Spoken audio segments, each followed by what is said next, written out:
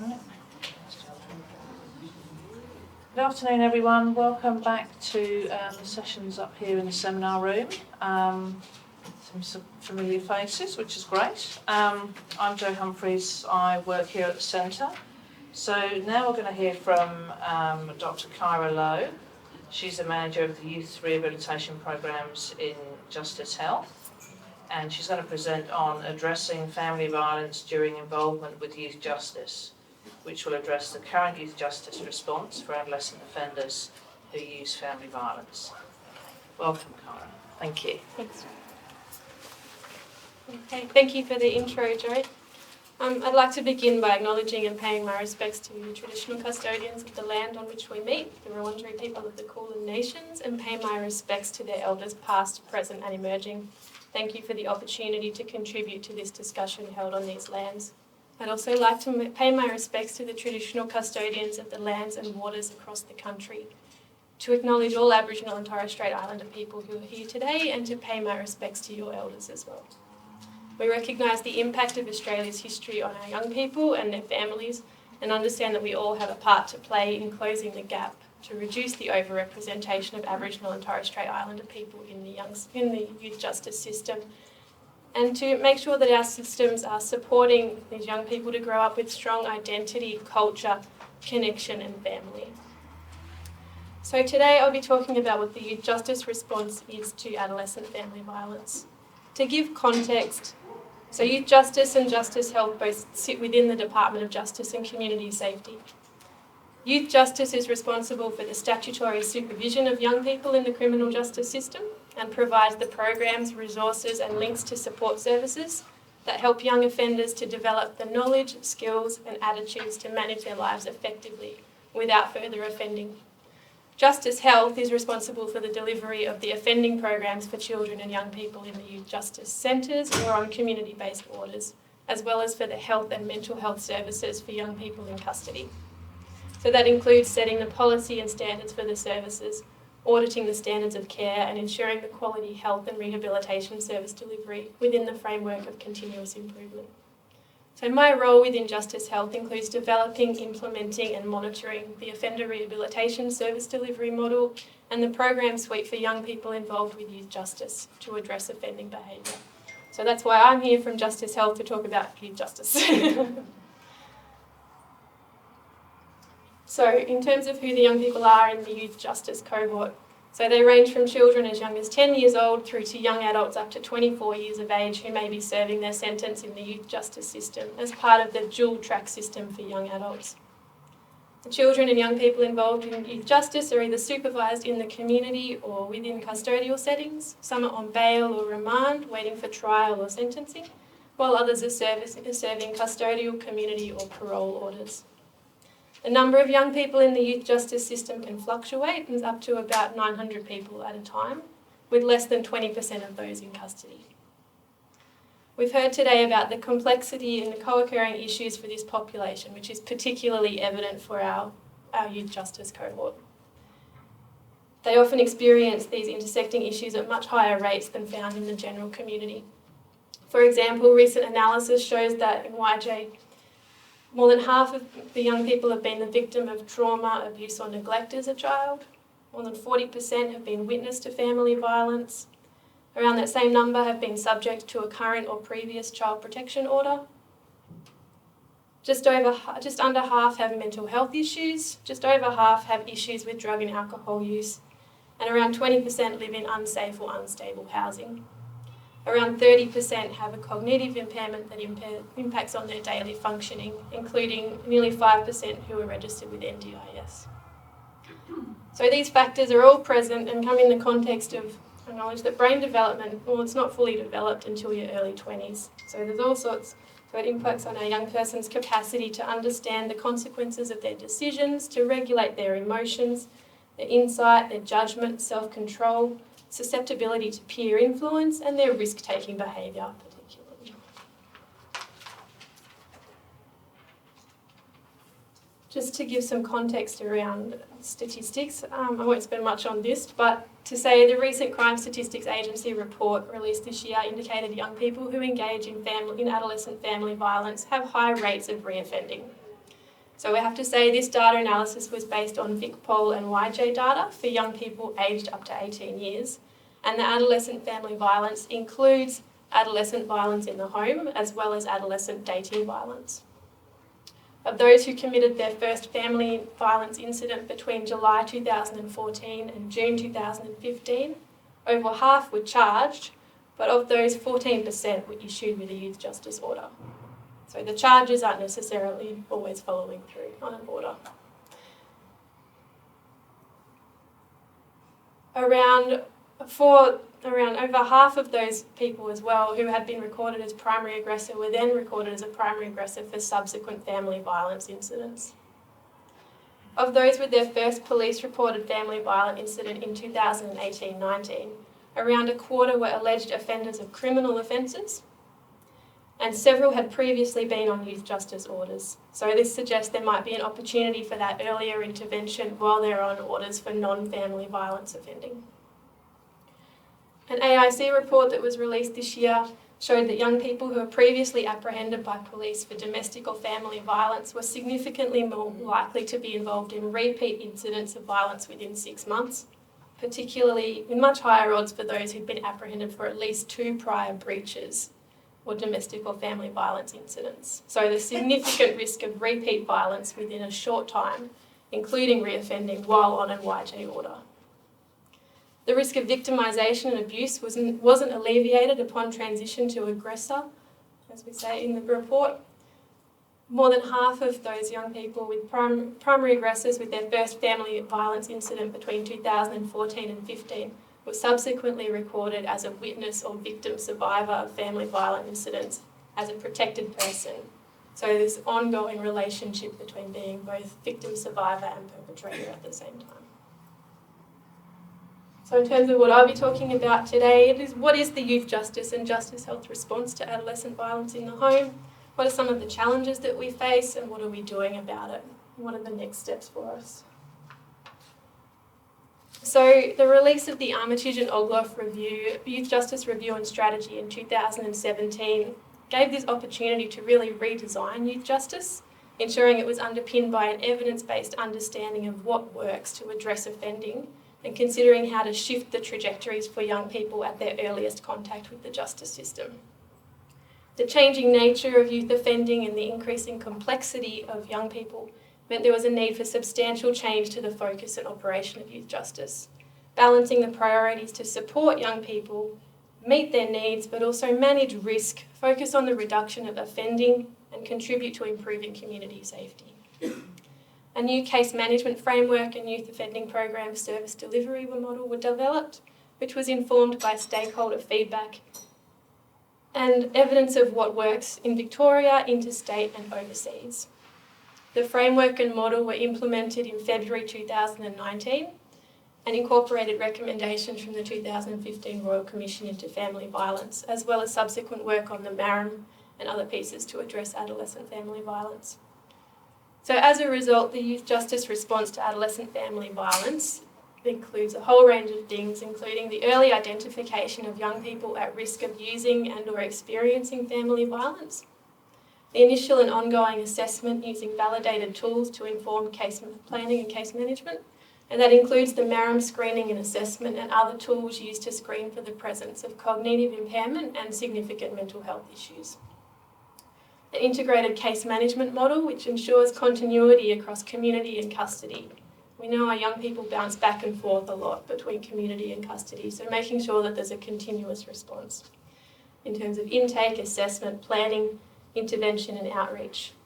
In custody, particularly identifying, managing behaviours, including offence paralleling behaviours.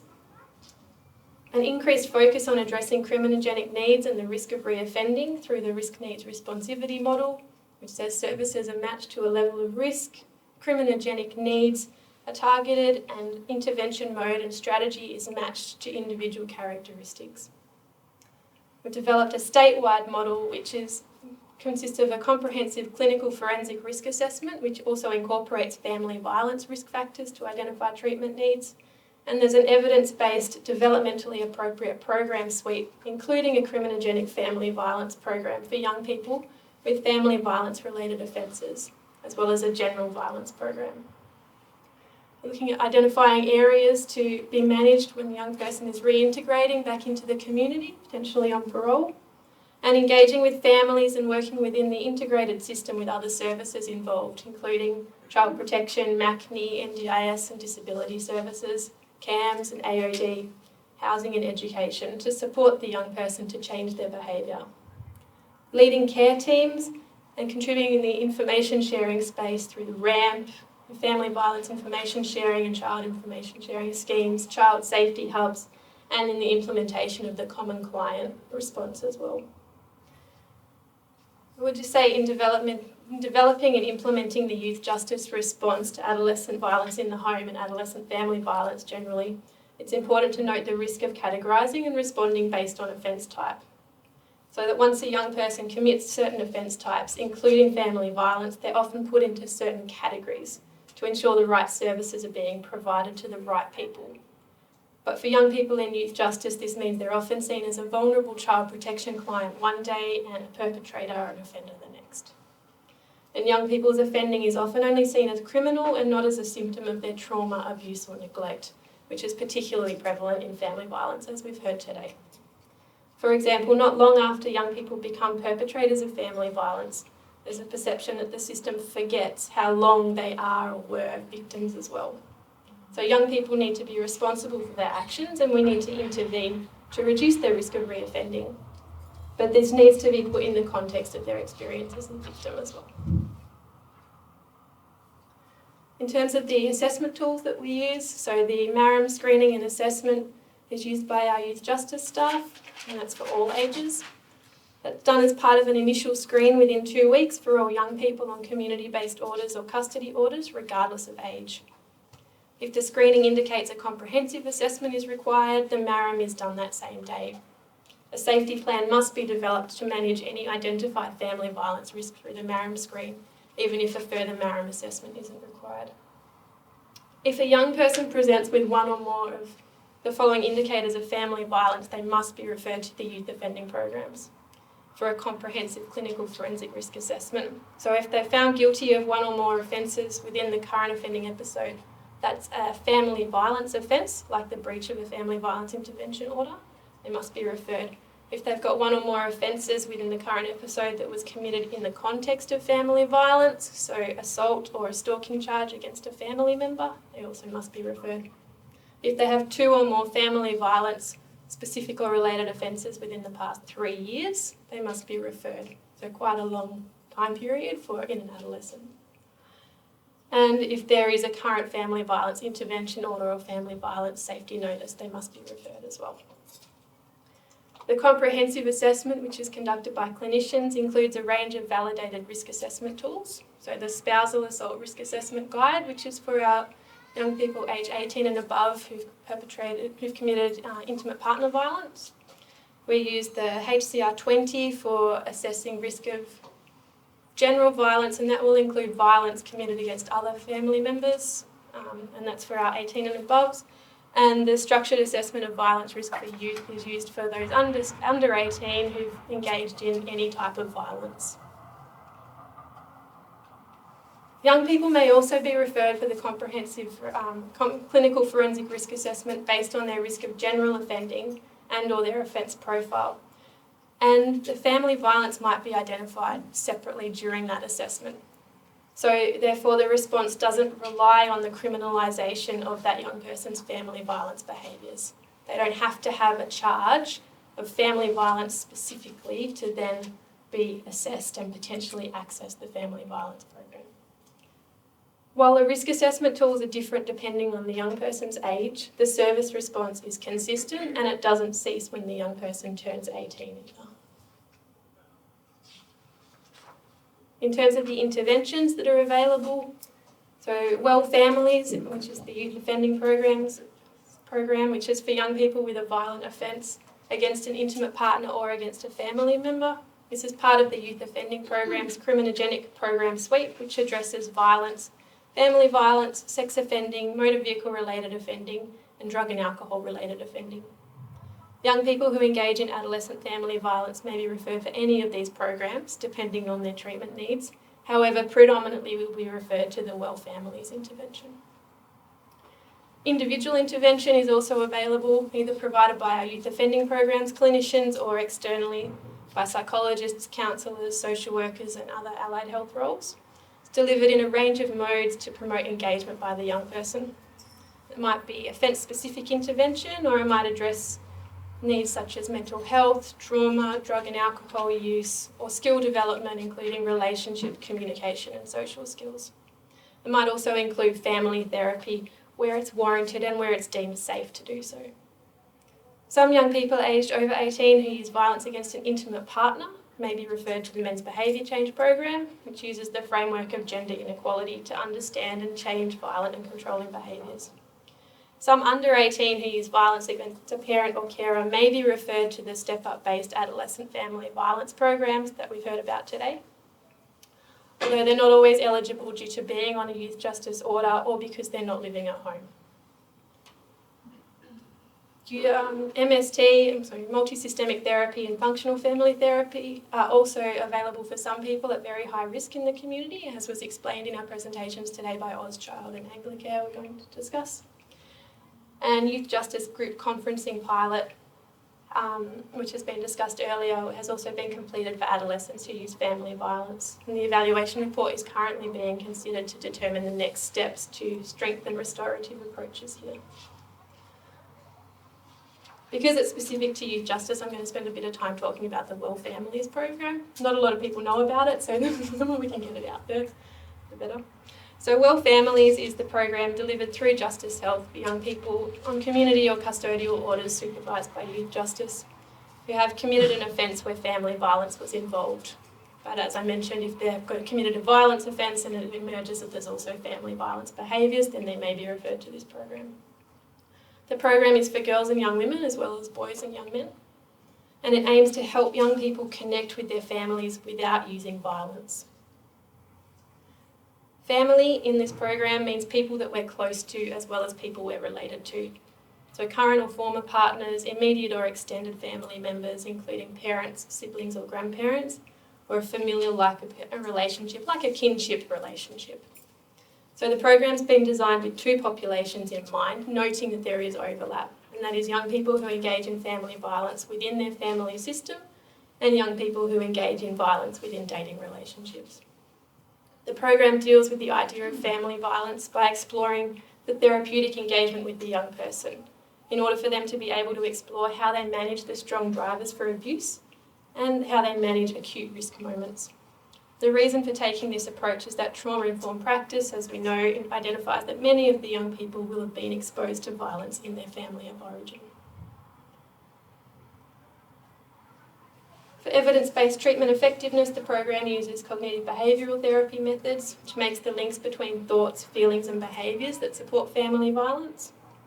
Well Families is also based on the risk, need and responsivity model, with the aim being to reduce the influence of the major drivers of family violence, manage acute risk situations and at the same time building protective factors such as resilience. It explores questions like who do I care about, where do I belong, what kind of future do I want, and how can I achieve those things? It looks at all different types of factors that contribute to family violence, including the instrumental and reactive violence, things that we've just heard about earlier today as well. It's designed as an open rolling modular program with 8 parts. Young people can enter at any point into modules 2 to 7, which lets young people get started and finish the modules as soon as possible and work towards program completion. This also allows young people who are moving between community and custody to be able to move into groups as soon as they get there, rather than having to wait for another program to start. The 8 modules look at program orientation, understanding offending and links to identity, challenging beliefs about violence, managing emotions, making wise decisions, healthy relationships, building life skills and maintaining family well-being. The program is usually operated as a group, but if needed, young people might do the program individually with the youth offending programs clinician. And for girls and young women, due to low population numbers within youth justice, it's typically delivered individually. To assist in being responsive to diversity, clinicians might seek advice from community networks. And while it's primarily delivered face-to-face for our individual particularly, we're starting to develop a pilot for the use of Skype or VC to reach our more rural areas. The program runs for 1.5 hours twice a week, with each module taking about 3 weeks to complete, and the whole program takes about 4 months. The Case Manager's Guide provides an aid for case managers to use during supervision with the young person to reinforce that program learning outside of group time. In terms of the implementation to date, so the Youth Justice Case Management Framework and Youth Offending Program Service Delivery Model were both implemented in February 2019. Since then, staff have received a purpose-designed e-learn to support initial implementation of the MARAM. MARAM screens have been done system-wide across the community and custody to ensure all young people are screened for adolescent family violence. And where required, comprehensive MARAM assessments have been done. And this has been across all offence profiles, so where a young person has convictions recorded for violence, family violence, drug and alcohol related offending, motor vehicle related offending, all sorts of areas. It's not just family violence specific. Youth offending programs, clinical risk assessments, the SAVRI, the SARA and the HCR20 have been administered for the different types of family violence, although it is where our data recording at the moment, it is challenging to differentiate the number of the SAVRI or the HCR20, our general violence tools, when they've been conducted because of the use of adolescent violence in the home. So far, 18 young people have been recommended for the criminogenic family violence treatment, the Well Families program, and of those, 8 have started the program. 2 have started a criminogenic violence program and 1 a criminogenic drug and alcohol related offending program. We haven't had any program completion yet. They started in December, so it takes a bit of time to work through. But some young people have completed multiple modules, so hopefully we'll be coming up to a program completion soon. Other young people with adolescent family violence have been referred to the general violence program because they use violence in a range of settings, not just within the home. And as yet, we can't easily differentiate that group of people either. That'll be something that we'll be looking at. So I was asked to talk about what are some of the system challenges and what we're doing about it. So the first of those is that adolescent family violence and adolescent violence within the home is not always identified and understood by staff and service providers. So that can lead to unconsciously minimising the behaviours or colluding with the young people, potentially brushing violence off as just a fight among siblings. Staff and service providers might be desensitised due to high rates. Care teams aren't always on the same page about how to identify and address family violence. There's limited understanding and awareness of family violence generally, and then particularly adolescent family violence behaviours and severity, and a perception that family violence is only intimate partner violence, not recognising the abuse towards parents and siblings. Staff and service providers aren't always recognising the red flags for family violence, even when an IVO is present. And there's a limited understanding of the family violence criteria that warrant referral for intervention. What are we doing about it? We're providing education and training for youth justice and support services, drug and alcohol, the YJ-SIS program, child protection and broader community about what the adolescent family violence behaviours and red flags are. We'll be providing foundational family violence training, adolescent family violence training to staff this year, including how to work with young people who are threatening family violence and the indicators of family violence to try and facilitate that earlier identification and responses. We're providing education and support for affected family members. For example, when the violence is so common and the young person's mother is too scared to call the police, then clinicians are providing education and support to parents to recognising the impact of the fear of the system, the fear of authority, the shame and the stigma, and the impact of experiences in diverse communities. We're leading care team meetings and calling out adolescent family violence and adolescent violence in the home behaviours to facilitate a consistent response for that young person. It's hard when we're all coming at it from different perspectives.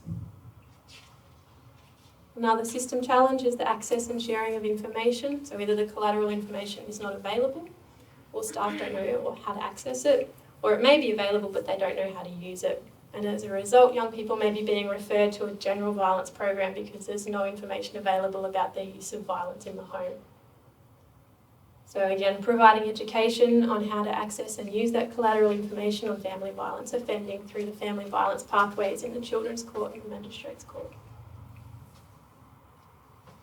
Now the challenge is in terms of the risk assessment tools. So, well, we're dealing with 10 to 24-year-olds. The Spousal Assault Risk Assessment Guide is valid for 18 to 24-year-olds for violence against an intimate partner. But there's no other empirically validated risk assessment tool for other types of family violence or for intimate partner violence by under 18s. And that's why we use these general violence risk assessment tools.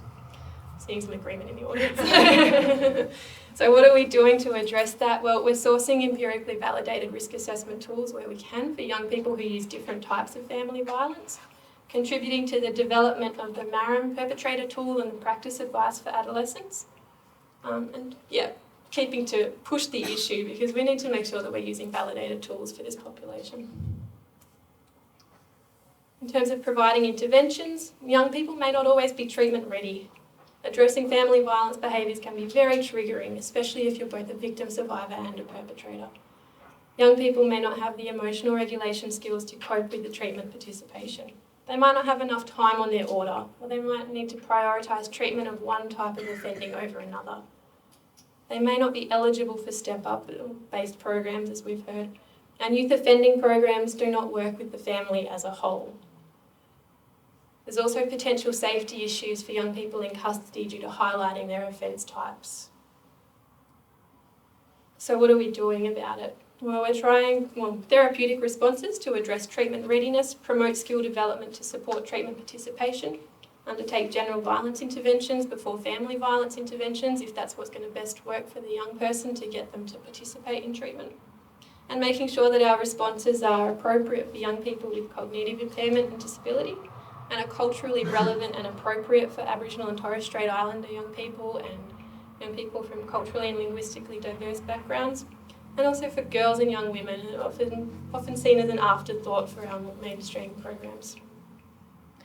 We're looking at developing a module for addressing family violence offending for those young people who are participating in the other types of programs. No, we can't expect them to do 2 lots of programs which are 4 months each potentially on a short order, so that's one option. We're also looking at case management responses, court responses, potentially mandating interventions. Courts already do that for the MAPS program for young people who engage in sexual offending. So looking at something similar for young people who engage in adolescent family violence. A whole of family response where it's safe for the young person, the affected family members and other family, and where it's appropriate for that young person. Also noting the recommendation from the recent ANRO's PIPA report to resource adolescent family violence providers to work with young people who spend time in and out of custody, for courts and police to refer adolescent child respondents and the accused to adolescent family violence programs through bail conditions, and the need to develop a greater range of responses to the use of violence by adolescents in the YJ context.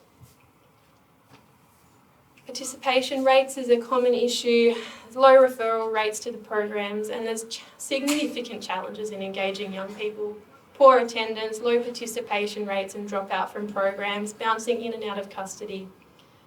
So we're trying to address these through therapeutic and case management responses, cultural shift around group program participation, engaging families and parents where it's safe to do so, seeking external check-ins from others, so through VicPol or the courts or the Youth Parole Board to provide that external motivator. Basically continuing to work to identify, conduct risk assessments and increase program delivery to adolescents who use family violence.